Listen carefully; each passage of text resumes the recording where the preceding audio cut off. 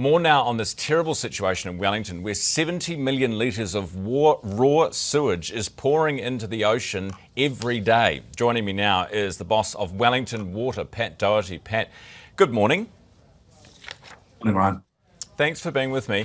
Pat, can I just start with what happened? What do you know about exactly what caused it? Well, we were doing maintenance work, renewal work on the plant when the heavy rain occurred. We had planned for that, so about half the flow was going through the plant and half was going through a bypass and then out the outfall. And for some reason, the outfall wasn't able to cope with that volume and backed up into our work site. We don't know why the outfall should have had that capacity, and we've been able to now assess that 60 to 70% of the plant was inundated, including our control equipment and electrical equipment. So we're in a bad way at the moment. When you say inundated, with what? Wastewater backed up into the plant. We've Right. got So sewage. So you've got sewage all through your electrical equipment and your controls.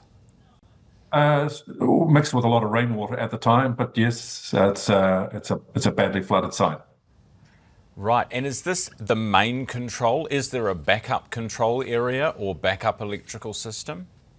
No, this is everything. This is all our systems are in that building, and they've been badly damaged. Pat, on a scale of 1 to 100, how bad is this? 90. I'd imagine there is something worse, but I just can't quite think of it at the moment.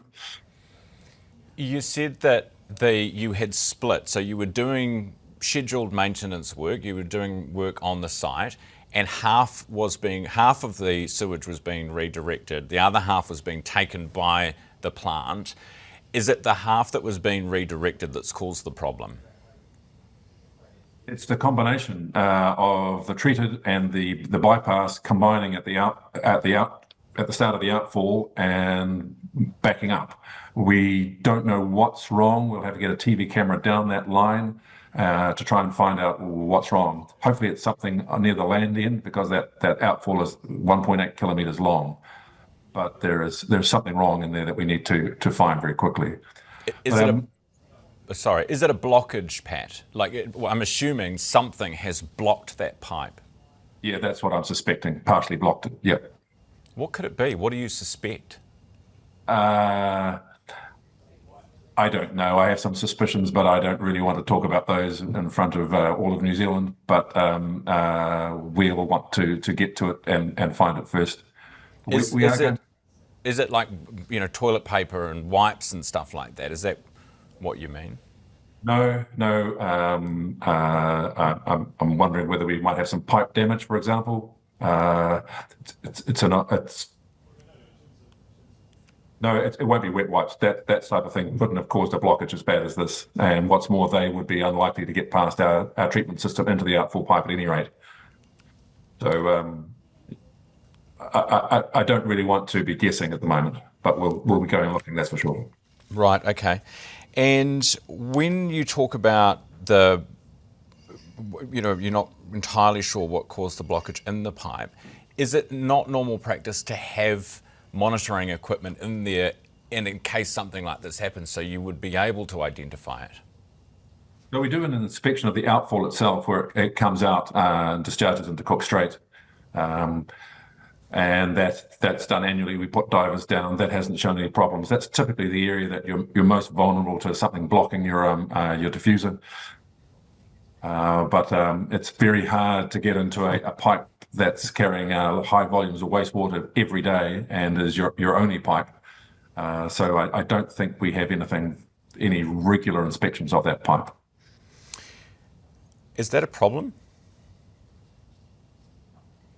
Yes, we're going to have to look at how we make sure this doesn't happen again, that's for sure. We need to be better and stronger from this incident and not make the same mistakes. The remedial work that was being done, whose responsibility is it? Who's doing the work? Look, we've got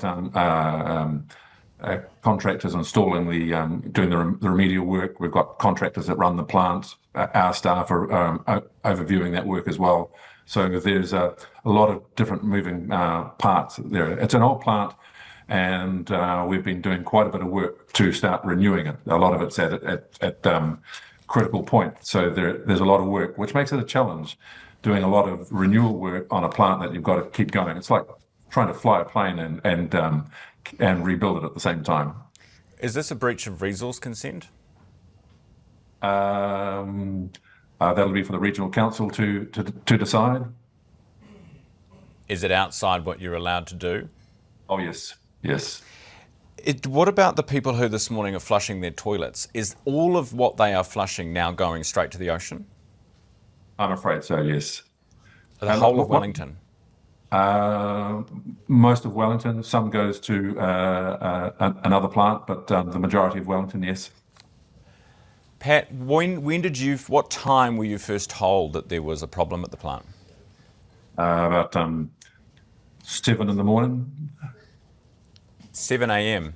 Yep. So you were told after the mayor. Is that right? He said he was told I believe he told me 6:30 to between 6 and 6:30 a.m. Wednesday morning he was told. I probably received a text at about that time, but I woke up and that's when I read the message, probably about probably 6:45, 6:45. Okay, they told you by text. Yes, that's how my staff communicate with me at that time in the morning. I'm not reading emails. No, obviously, but this is quite a catastrophic failure. Did they not think to pick up the phone, Pat? I think at that stage we were still trying to establish the damage. I don't know that my knowledge any earlier would have made a difference to what is going to be a long, ongoing situation. Okay, and so what time were you aware that this was a catastrophic, the words that Andrew Little used were a catastrophic plant failure? When did you establish that that's what it was? Straight away. Straight away. Oh, so they knew at 1 a.m. or whenever the alarm was first sounded? 3 a.m. was when the contractors became aware of it and the alarm was first sounded. Yep. Right, and then you were sent a text? Yes. Okay. All right, Pat, we'll leave it there. I really appreciate your time this morning. Best of luck with fixing the problem, which, as you say, sounds quite catastrophic. That's Pat Dougherty, who is the boss of Wellington Water.